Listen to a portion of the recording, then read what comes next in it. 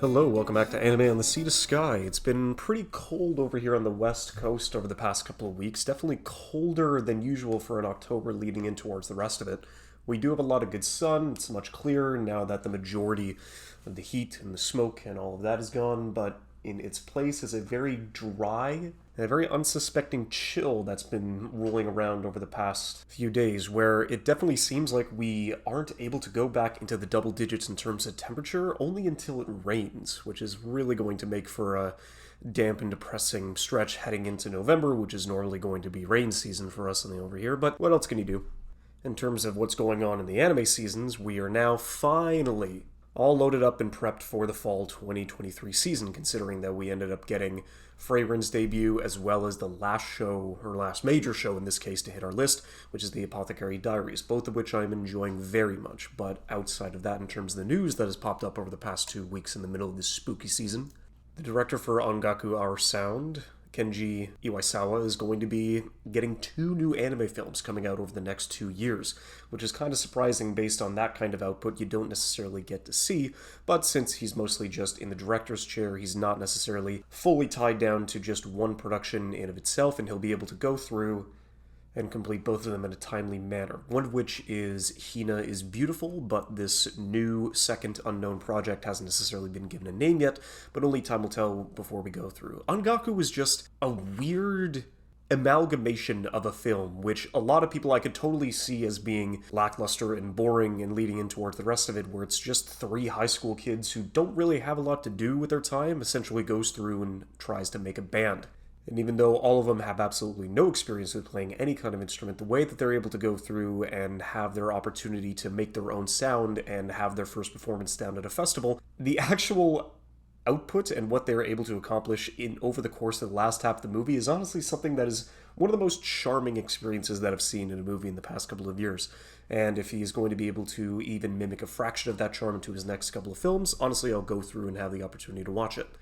Now for a couple of shows that are going to be coming out either towards the end of December or leading into the winter 2024 season, one of which is that we're going to be getting number zero point 0.8 for Burn the Witch, which is essentially another project done by Kubo, who is the initial author of one of the 2000s classics Bleach, especially with how we're going to be waiting. I don't necessarily know when the Thousand Year Blood War arc is going to be getting its third part leading into next year.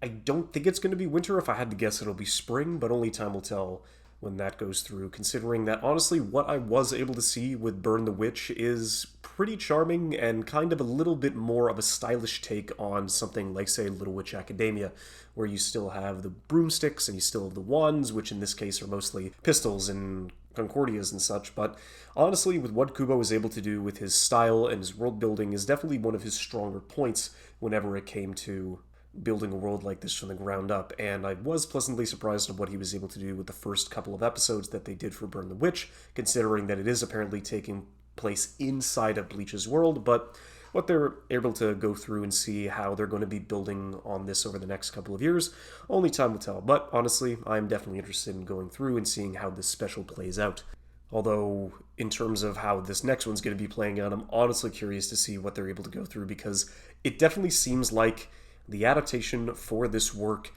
they were legitimately trying to think about this. Okay, we don't want a large studio to do this, but we don't want a hentai studio to do this either. So we're going to try and get a middle-run studio, in this case, Asahi Productions, in order to cover the majority of the stuff that we do, because we know this is going to be way too raunchy to air the full thing on TV. Because basically my relationship with Gushing Over Magical Girls is just, I remember reading the first 2 chapters, and it's essentially just, oh, it is so incredibly close to being a hentai plot, but to the point where it's just kind of like, oh man, I love magical girls, I really wish I could become one, and this girl ends up becoming the villainess. As instead of a magical creature giving her the powers to become a magical girl, they give her the power to become the magical villain. And unfortunately, she is way too excited and way too aroused for any of this to make any kind of sense. But from all the screenshots that people have been going through and sending about, they were really looking for kind of a style that would get them a little bit of notoriety, but at least a production that is capable enough to do something that is a little more than, just porn in this case. Because, I mean, Asahi Productions, they've done a handful of other things like wave surfing, they've done Peach Boy Riverside, they've done Shumatsu no Izetta The Last Witch. Because, I mean, these all look fine, but it's not great and it's not terrible either. So definitely kind of curious to see how the rest of this is going to go, and if this is going to be getting down to the point where it is so raunchy and it reaches a point so close to something, say, interspecies reviewers, where it is going to have to be heavily censored and the episodes get uploaded to Pornhub, or is it just going to take a potentially erotic source material and they're just going to tone it down to just being another ecchi schlock that teenagers can basically get on their halfway point to enjoyment in varied ways? I don't know. I'm kind of hoping for the former, because anything even remotely close to the experience that Interspecies Reviewers was able to conjure up is honestly something that'll be able to shake up the industry just a little bit, and I would definitely rather have that happen than it just become another bit of ecchi anime trash. And because we can't have nice things, Haruko Ichikawa is just going to put Land of Lustrous on hiatus again, and this time not until spring. And so we're not going to be getting a new chapter for at least another 5 months. Like, it's so close to being done. It is just on the cusp of finally finishing up the story and actually having the opportunity for us to... Because we know there is an end game, and it's an incredibly easy end game for that to happen. And it wouldn't necessarily be the most satisfying ending, but it would be an ending nonetheless. But it's the fact that we're not going to be able to go through and have the opportunity to finish this until late next year, since this is already normally a monthly publication, but it's like, nah, I need another 5 months. It's like, what the hell? The manga last went on hiatus. Oh yeah, thank you, Anime News Network. It went on hiatus from fucking December 2020 to June 2022. Like, that was the last one. And if she's gonna pull this off again, I legitimately, like, I'm not even gonna have the opportunity to complain. Like, I'm not going to even have the opportunity, because it's going to be slipping my mind 5 months from now. Like, they're going to come out with a new chapter and it's like, oh, I thought we were just done with this. It's something that is so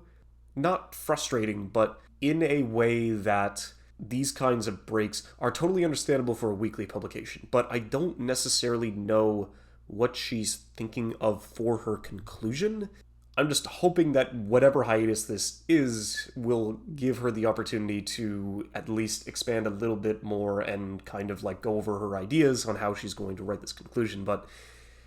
I don't know. I guess we'll have to see it in 5 or 6 months or so. Now, this anime adaptation that's going to be coming out, Hokkaido Gals, it's, in hindsight, when I look back on it, not the most compelling story. It was kind of like this show walked so Soto Biscuitdoll could run. Because it was a good story about friendship, building relationships, crushes, and having all those opportunities, especially being in Hokkaido. I really did love that kind of setting.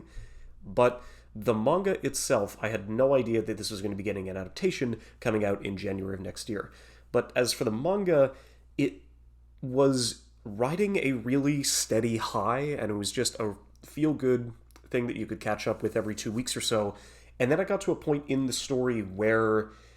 all of that kind of went out the window and there wasn't anything left. It became incredibly cynical and depressing and just completely lax out of nowhere. And it has been years since I've checked back in on how this manga, because the manga is still ongoing, but I haven't had the opportunity to go through and actually see if it ever went back to its own roots. But at this point in time, it's not really something that I'm too invested or giving so much of a priority to actually go back and check it.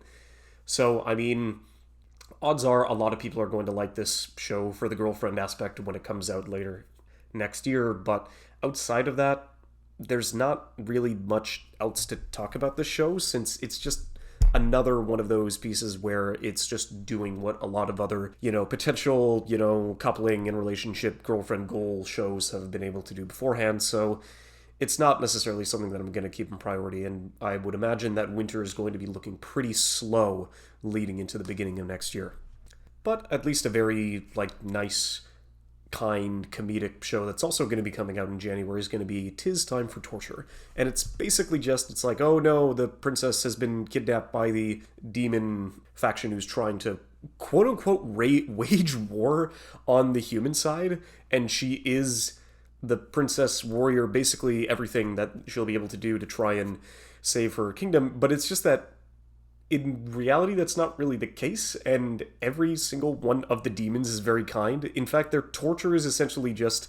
yes, today I'm gonna make a phenomenal meal right in front of you, and you're not gonna be able to eat a single bite unless you give us the dismissal code for the ancient shield. So kind of just all these dark fantasy sorts of deals, but in no way does it ever get to the point where, like, not everybody is having a good time, and, like, as it gets to a point where it's just everybody is, like, coercing towards the rest of it. She even is let out of her cage every now and again just so she can go and interact with a lot of the other people that are hanging around the castle that she's being held in, but it's just an incredibly just feel-good time. I really don't know if this is going to be something that is going to be 24 minutes long, because that's not really how the jokes work. If they do this in a 6 or a 12-minute format, that would definitely work a lot better, but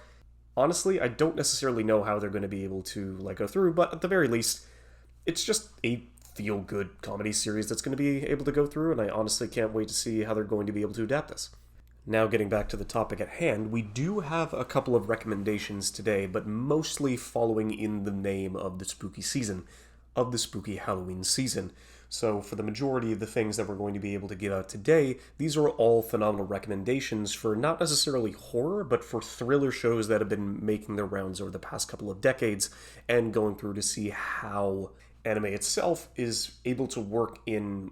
horror and terrifying aspects in towards the rest of it. Because, I mean, for something like Made in Abyss, it's all the circumstances and the way the world around you is trying to kill you at every turn, and it's essentially an unforgiving place to go through and around. But even though a lot of the horrific things that do happen inside that show, you can't necessarily call it a thriller, and you can't necessarily call it a horror either. For me, if I had to choose, even though it's not a scary show to go towards anime, Shiki is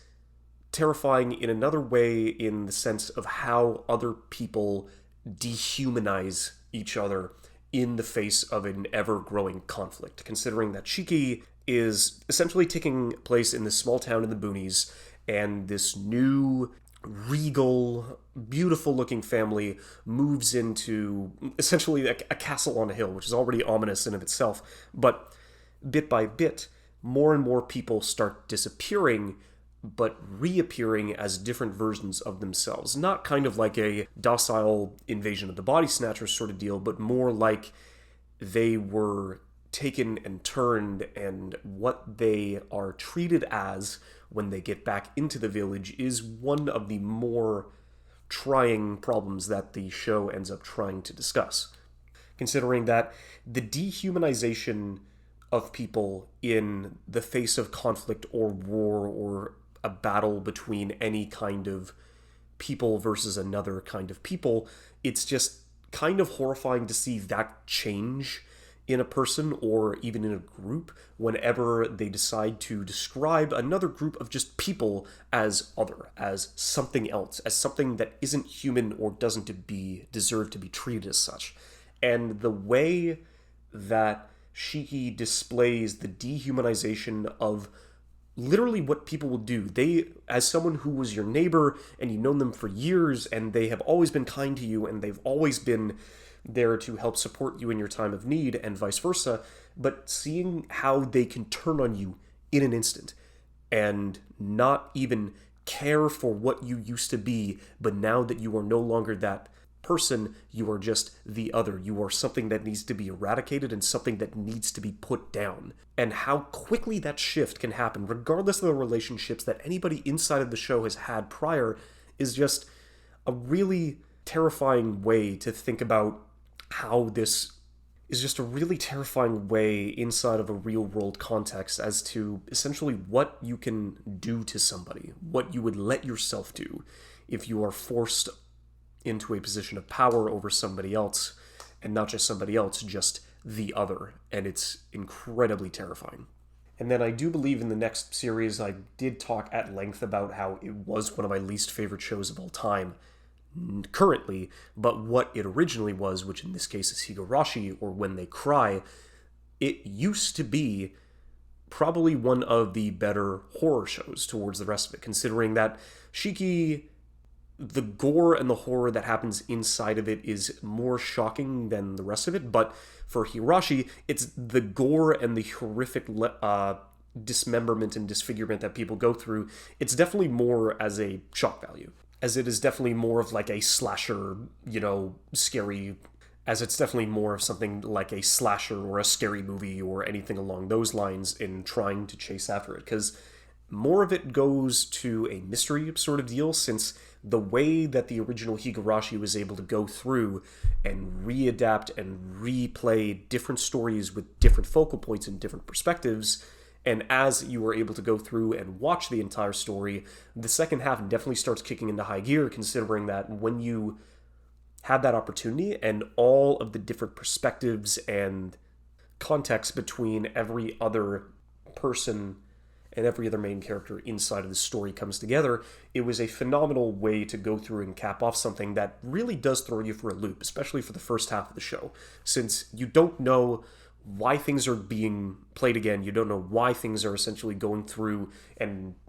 playing from different points of view, into different routes, into different paths, considering that, yes, this was a visual novel as its source, but how the anime is just going to say, okay, well then, we'll just adapt the main routes, and then we will able to reconstruct it and put it down the main path once all the pieces have been put into play. And Higurashi really did do a phenomenal job whenever it came to that kind of storytelling, especially when it comes to a visual novel, different routes sort of storytelling, because the only other major one that I'd kind of seen related to that would have been, the Fate verse. But there's no way that inside of the Fate Stay Night, or just the Fate, the Nasu verse, it's already difficult and confusing all on its own, but to see how, if any of those routes were able to coalesce into one major route towards the end, that's definitely something that I was curious about, and how that was going to be able to play out over the course of the story. And I will admit that, yes, Higurashi, especially with Dean's animation, the squash and stretch, some of the gore and the horror does come off as a bit cartoonish, but when it hits right, you are definitely frozen in fear, and you are really concerned about how essentially this is going to end poorly again, and if any of these characters at this point will ever find a moment's happiness inside of this mystery and this stifling system that is forcing them all down these horrific paths. But now, getting out of the horror, more like of the horror thriller slasher aspect, we go back into something that is a little more of like a drama and a little more of some suspense in the adaptation, and that's going to something that honestly I haven't watched in quite a while. These next three I haven't really had the opportunity to go back and rewatch in a number of years, but considering how they've been able to stay with me over the course of that time, it is definitely something that is more than worthy of a bit of applause. But the first one, in this case, was recommended to me by Jesu Otaku way back when, and it's Gankutsuo, The Count of Monte Cristo. And it is, as the title suggests, it is an adaptation of that particular story, but it takes place way in the distant future with other supernatural aspects, more focusing on the young son of the family that the Count is trying to go and terrorize. Because what they were able to do with that story, especially with how they build up the Count as this malevolent being, but a force that consistently goes through and takes what he wants and is all working towards his ultimate end goal of revenge for having him put in the place where that he didn't deserve to be in. And how he is able to go through and mold his plan about ruining the lives of those who crossed him is honestly one of the better villains, or not, I guess not really villain, more of the antagonist of the entire story. And what he is able to do with all the pieces at his disposal is definitely nothing short of impressive, especially when you're talking about relating to other anime villains up in the same caliber. So the Count definitely is one that if you were going to go through and watch this series at all, he is definitely one of the major forces that is going to make this experience a lot more worthwhile, as he is the charming, ruthless, and cunning centerpiece of what they're able to do with how the story plays out. So definitely give that a recommendation for sure. And then in terms of thrillers, definitely one that everybody else knows, but I think I'll just add my voice to the chorus, is definitely going to be Death Note. Because yes, people have been consistently going through and having that be one of the more popular shows and being one of the recommendations that everybody decides to try to get people into anime with. And that's definitely no small feat, because it is, for the majority of the series, a phenomenal back and forth battle of the minds where it's like, yes, they're teenagers, but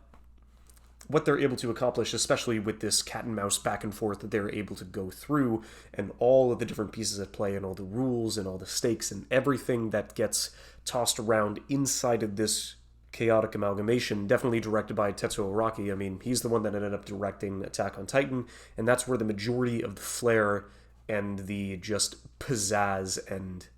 energy comes from. What he's able to do to make just a handful of people talking in a room, and how he's able to make that interesting and still keeps you invested regardless of what's happening inside of the show itself, is definitely a masterclass as to how that kind of entertainment is able to go through and stand the test of time, even nowadays when there are other thrillers trying to go through and take its throne. I mean, I wouldn't necessarily call Attack on Titan a thriller, but I'm really curious to see how that is going to be concluding next week, so only time will tell. But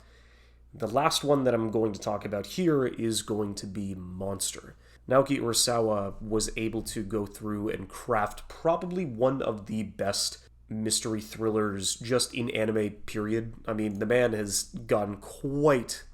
a resume under his belt, considering that, I mean, he's already done 20th Century Boys, Master Keaton, and one in particular that I'm really going to be interested to see how that goes, because Netflix just recently put that all out, and that's Pluto. And the way that he was able to craft this kind of international acclaim and story length going through the majority of the series was something that I definitely did not expect to have as much of an impact as it did.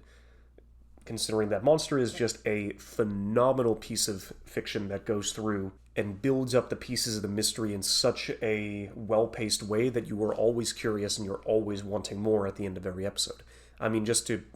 go it all off, it's kind of a simple premise in the sense that back in Germany, there is this doctor named Kenzo Tenma, and he has essentially everything going well in his life. He's going to be promoted to the major... He's going to be promoted to the director of the hospital. He's engaged to the president of the hospital's daughter. He's enjoying his work. He's doing a phenomenal job, and he is a phenomenal surgeon, and everybody looks for him and cares for him in such a phenomenal way. But he ends up choosing, over a set of circumstances, to save the life of a boy instead of a higher-up politician, because he just believes that somebody else will be able to do his job just as well as he can. They can't. The boy lives, and the politician dies, and he loses everything. But because of that choice, people start dying around him. He is thrown, and he is investigated, and he is pressured for murder. And how the boy relates to what he has been able to go through, and the mystery behind the choices that he made, as well as the mystery behind the boy that he saved, is the one and the glue and the foundation that holds this story well together. And so I'm definitely interested to see what he was able to accomplish with Pluto, considering that that is more of a mecha-style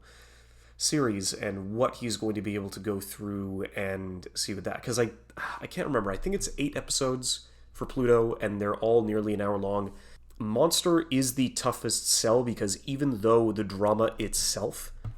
is a phenomenal piece of work, and it was rumored to be adapted into live action by Guillermo del Toro of all people, but unfortunately he had to turn that down because he wanted to focus more on films. If that kind of story is going to be getting that man invested, then there is no way to deny its quality. Because, yeah, basically, leading in through the majority of these recommendations, I'm kind of curious on how November is going to go. I really do hope that everybody here has a safe and fun Halloween, considering that I'm mostly going to be working at the time. I'm kind of thinking about going as one of the Hanson brothers from Slapshot, since I'm going to need to find myself a costume towards the end of the day, but I don't know, only time will tell. Because I'm still behind on episodes, and I do have one that I want to put out, but I definitely just need to find the time to go through and record and edit it, and I just need to finish off the last couple of episodes of rewatching this show that I'm going to be talking about as a major point to how all of that's going to be tying together. Because, I mean, I've got that show to finish. I'm going to have the opportunity to go and watch Pluto, because that's already going to be long enough. I still need to catch up on Castlevania, which probably would have been also a good, not necessarily spooky, but a good Halloween-themed vampire-esque romp that would have been at least hopefully entertaining. But as a lot of people have been saying, like, one of my buddies definitely did not enjoy the new season as much as he'd liked the previous, which is kind of unfortunate. But I'm going to have to go and see that for myself as to why he would be able to feel that way, since, I mean, both of us really did love the original Castlevania that ended up going through, and I really did love the final season, but I'm trying to, like, Aria of Sorrow or Rondo, or it's something along those lines in terms of which game this new season of Castlevania is based off of. I'm going to have to figure that out later. But then outside of that, there's going to be Pluto that I have to catch up on. Invincible has a second season coming out on November 3rd. Attack on Titan's finale is going to be November 4th. Scott Pilgrim's anime is going to be coming out on November 17th. There's just so much that I need to catch up on leading up towards the rest of it. So, I don't know. I'm going to have to go through and figure out what I'm going to be able to do with my time over the next couple of weeks. But hopefully I'll be able to go through and have more than enough of an opportunity to catch up on a lot of these things and get enough content out for November so I can catch myself up and get ready for the end of the season, leading in through Christmas and into the new year. Well, I hope you guys have a great Halloween. Cheers. Have a good one.